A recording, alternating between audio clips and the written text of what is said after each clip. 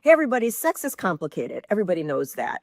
But one of the things that I think needs more discussion is that we can't tell the body what to want. So, what that means is for many people, there's a struggle between what they feel like they should want and what they do want. Before we start, a small disclaimer.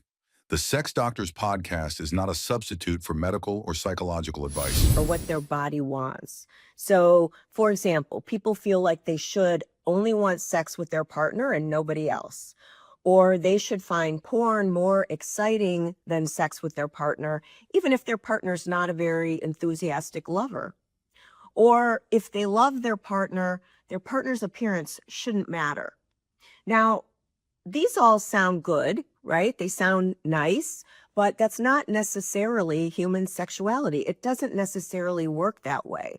So what often happens for people is there's a struggle then between what they feel drawn to and what they feel like in their mind they should want. So for example, good sex for people isn't always PC. It's not always politically correct. We cannot tell the body what to want. So for example, if I go out to dinner tonight and I look at the dessert menu, if flourless chocolate cake is on that dessert menu, that's what my body wants. No question.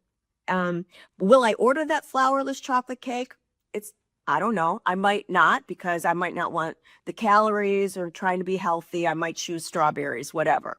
So I can choose the fruit and even enjoy the fruit, but that doesn't mean that's what my body really wants.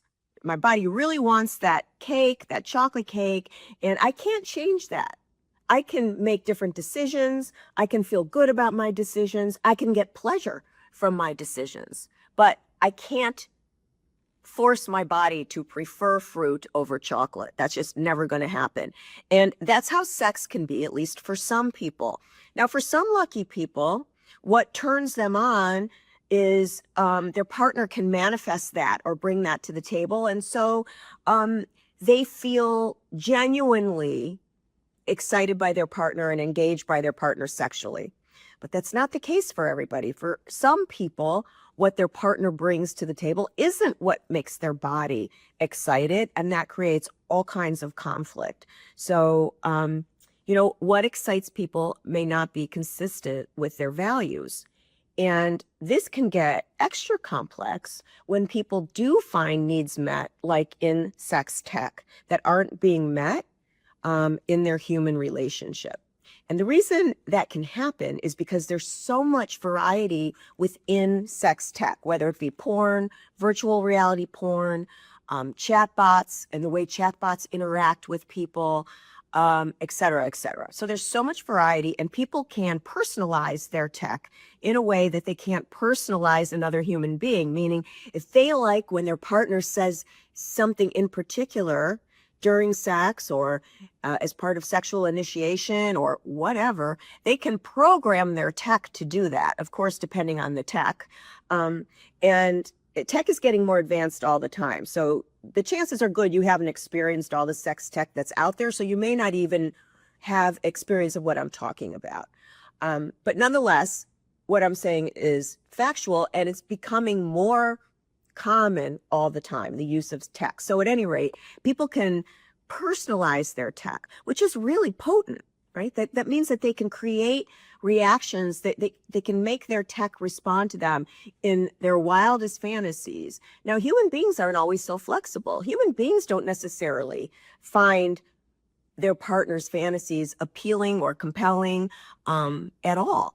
So this is where things can get, I think, as we proceed into this space of more and more technology in our lives, things are likely to get more complicated, because whatever human partners may not want to do, people are going to find access with tech. So what that means is we have to be mindful about sex tech. Sex tech can bring a lot of pleasure and stimulation to people, but it also, because of its potency, can create challenges as well. So that means that we all have to recognize the potency of tech so that we can be mindful about how we use it and when we use it, in the hopes that we can use it For those of us who value our human partners and our human relationships, then bringing that tech into our human experience in whatever way so that we can amplify our human experience without detracting from it. So it's going to be a challenge. It's going to be more and more challenging as time goes on, but we'll keep talking about it. So, sex is complicated. Part of the reason it's complicated is because you can't tell your body what to want, and your body may want something that goes against your values